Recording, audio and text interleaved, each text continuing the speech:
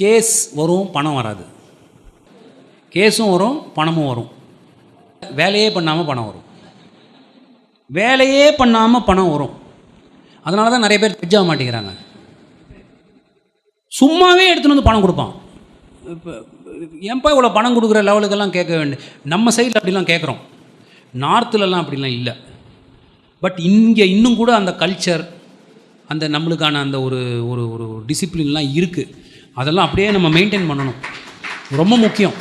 நம்ம ஈட்டிக்காரன் இல்லை, ஈட்டிக்காரன் தான் இன்னொருத்தனுடைய ரத்தத்தை உறிஞ்சி எடுப்பான். அதுமாதிரி ரத்தத்தை உரிய வேண்டிய அவசியமே இல்லை. நம்மளுக்கு என்னங்க வேணும்? காத்தாலேருந்து எழுந்த பிறகு ஒரு காஃபி வேணும், ஒரு டிஃபன் வேணும், மதியம் சாப்பாடு வேணும், சாயங்காலம் திரும்பி வந்து ஒரு டீ காஃபி ஸ்நாக்ஸ் வேணும், நைட்டு ஏதோ ஒரு டிஃபன் வேணும், போயிட்டு வரதுக்கு ஒரு கார் வேணும், இருக்கிறதுக்கு ஒரு வீடு வேணும். மினிமம் நம்மளுக்கு என்னென்ன ஏசி இருக்குது, இன்னும் என்ன வேணும்? நம்மளுக்கு அப்படி தோணிடுச்சுன்னா நம்மளுடைய அட்டென்ஷன் வந்து நல்லது பண்ணணும், சரியாக செய்யணுன்ற ஒரு நோக்கம் வரும். நம்மளுக்கு பணம் மிஷின் மாதிரி நம்ம ஆகிட்டோம்னா நம்மளுக்கு ஒருத்தர் கூட ஜூனியராக இருக்கிறதுக்கே விருப்பம் இருக்காது. எனக்கு என்னுடைய ஒய்ஃபும் வந்து அட்வொகேட்டு, அவங்க பேர் உஷான்னு பேர். அவங்கனால தான் இன்றைக்கி நான் ஜட்ஜாக உட்காந்துருக்கேன் அப்படின்றத நான் பகிரங்கமாக ஒத்துக்கணும். இங்கே அவங்க ப்ராக்டிஸ் பண்ணியிருந்தாங்கன்னா அவங்க ஜட்ஜாக இருப்பாங்க. எவ்ரிபடி நோ எப்படி பண்ணுவாங்கன்னு சொல்லி. She sacrificed her life for me. That is the beauty of a husband and wife relationship. எதுக்கு சொல்கிறேன்னா, அந்த கல்யாணம் எங்களுக்கு 1997 நடக்கும்பொழுது என்னுடைய ஸ்டைப்பண்ட் 750 ரூபா, அவங்களுடைய ஸ்டைப்பண்ட் 750 ரூபா. 97 750 rupees. ஸோ டோட்டல் இன்கம் என்ன? 1500 rupees. அதெல்லாம் எங்களுக்கு தோணவே இல்லை. இன்றைக்கி நினச்சா திக்குன்னுது, எந்த தைரியத்தில் பண்ணோன்னு சொல்லி தோணவே இல்லை.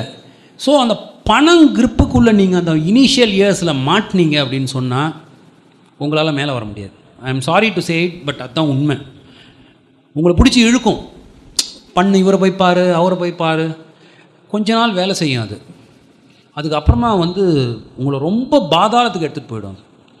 நீங்கள் நல்ல மேலே வரணுன்னா நல்ல ஃபவுண்டேஷன் போட்டு தான் ஆகும். ப்ளீடிங்ஸ்க்கு நான் சொன்ன ஃபவுண்டேஷன் மாதிரியே ப்ரொஃபஷன்லேயும் நீங்கள் அந்த ஃபவுண்டேஷன் போடலை அப்படின்னு சொன்னால் குறுக்கு வழி வந்த எவனும் உருப்பிட்டதாக சரித்திரமே இல்லை. அவனும் அழிவான், அவன் குடும்பமும் அழியும். இதை வந்து நம்ம மனசில் வச்சுக்கணும். நம்மெல்லாம் திருவள்ளுவர் வாழ்ந்த நாட்டில் வாழ்ந்துக்கிட்டு இருக்கோம், நம்ம கம்பர் வாழ்ந்துக்கிட்டு இருந்த நாட்டில் வாழ்ந்துகிட்டு இருக்கோம். அவங்க எல்லாரும் முதல்ல பேசின பேச்சே ஒழுக்கத்தை பற்றி தான். ஔவை ஆண ஆரம்பிக்கும்போது அறம் செய்ய விரும்புன்னு ஆரம்பிக்கிறாங்க. படின்னு சொல்லலை, அவங்க முதல்ல அறத்தை வளர்த்துக்கோ, அப்புறம் கல்வியை வளர்த்துக்கோன்றாங்க. ஏன்னா அறம் இல்லாத கல்வி ஹேக்கரில் போய் முடியும். இன்றைக்கி ஹேக்கர்லாம் யார் தெரியுமா? பெரிய இன்டெலிஜென்ட் ஆளுங்க. ஒழுக்கமே கிடையாது, ஒழுக்கம் கிடையாது அவங்கக்கிட்ட. ஐஐடி ஐஏஎம் படிக்கிறாங்க, தூக்கு மாட்டுன்னு சாவறாங்க. இவங்க என்ன படித்து என்ன பிரயோஜனம்? அப்போ எங்கேயோ ப்ராப்ளம் இருக்குது. இது நம்மளுக்கு நடக்கக்கூடாது. இன்னும் கூட இங்கே நிறைய சான்ஸ் இருக்குது, அதுக்கு நல்லா வரத்துக்கான சான்ஸ் இருக்குது. ஏன்னா நார்த்துலலாம் நான் நிறைய போய் பார்த்துருக்கேன். ஈவு இறக்கமே கிடையாது, இறக்கமே கிடையாது. 2,3 ஃபுல் ஸ்டாப் வச்சுட்டு 3 லட்ச ரூபா ஃபீஸ் போடுவாங்க. அதுக்கு பேர் செட்டிலிங் அப்படின்னு ஒரு பேர் கொடுப்பாங்க. அதுக்கு செட்டிலிங். அதுக்கு இன்னொரு பேர் கான்ஃபரன்ஸ். கான்ஃபரன்ஸ்னால் என்னென்னா, நம்ம பேசிக்கினே இருப்போம், அவங்க வந்து இப்படி பார்த்துட்டே நெக்ஸ்ட் கேஸ்ன்னுவாங்க. 3.5 லட்ச ரூபா. அநியாயம். இது வந்து ஒட்டாது அந்த பணம். அப்படி ஒரு பணம் நம்ம வச்சு தான் வாங்கணுன்ற அவசியமே இல்லை. நான் ஏன் இவ்வளவு ஸ்ட்ரெயின் எடுத்து 7 மணிக்கு உங்கள்கிட்ட இதை சொல்கிறேன்னா, நீங்கள் கேட்டது ரொம்ப முக்கியமான கேள்வி. இந்த கேள்வி, பணத்தை பற்றி யோசிக்காதீங்க. தானாக வரும் ஒரு ஸ்டேஜில். உங்களை எவ்வளோ பேர் இழுக்க ட்ரை பண்ணுவாங்க. இவர் போய் பாருங்கள், அவர் போய் பாருங்கள், இப்படி போய் பண்ணுங்கள், அப்படி எதுக்குமே விழாதீங்க.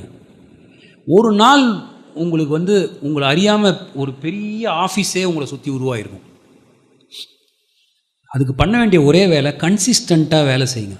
எல்லாராலையும் வந்து கபில் சிபல் மாதிரியும் பராசரன் மாதிரியும் சோலி சொராப்ஜா மாதிரி இருக்க முடியாது. ஆனந்த் வெங்கடேஷ் மாதிரியும் சில பேர் வாழ்ந்தாகணும். எப்படி வாழ்ந்தாகணும்னா, கன்சிஸ்டண்ட்டாக பண்ணிக்கிட்டே இருக்கணும். ஒரு வேலையை எடுத்தால் கன்சிஸ்டண்ட்டாக பண்ணிக்கிட்டே இருந்தால் என்ன ஆகும்னா, நம்மளுடைய பிரெயின் அப்படியே வயர் ஆகிடும். அதுக்கு ஜேர்னல் எடுத்து படிக்கிறது ஆரம்பத்தில் ரொம்ப கஷ்டமாக இருக்கும். ஆனால் அது ஒரு பழக்கமாகிடுச்சுன்னா வியாதி மாதிரி ஆகிடும். எனக்கெல்லாம் அந்த வியாதி உண்டு. சனிக்கிழமை ஞாயிற்றுக்கிழமையெல்லாம் இந்த குவார்டர் அடிக்கிறவங்களுக்கெல்லாம் கை இப்படி நடுங்கும் சாயங்காலம் ஆச்சுனாக்கா. அது மாதிரி எனக்கு சண்டே அன்றைக்கி நடுங்கும். ஏன்னா அந்த ஜேர்னலை எடுத்து படிக்கணுன்றது அந்த லெவலுக்கு எடுத்துன்னு போயிட்டேன் நான். அதை இன்றைக்கி கூட நிறைய பேர் பெரிய ப்ளஸ்ஸாக பார்க்குறது, நான் இப்படி கை என்னுடைய பேடுக்கு போகும்போது ஒரு சந்தோஷமான விஷயம், நீங்கள் உங்களுடைய கை பேனாக போகுது. அது I am very happy about that. At least நீங்கள் அதை எடுத்து எழுதுறீங்க பாருங்கள், அதுவே உங்களுக்கு ஒரு பெரிய ப்ளஸ். அதனால் கன்சிஸ்டண்ட்டாக பண்ணிகிட்டே இருங்க. நியாயமாக இருங்க. நியாயம்தான் உங்களை கடைசியில் எடுத்துகிட்டு போகும். குறுக்கு வழி எதுவுமே உங்களை கூட்டிகிட்டு போகாது. போகிற மாதிரி பண்ணி பாதாளத்தில் தள்ளி விட்டுரும் உங்களை.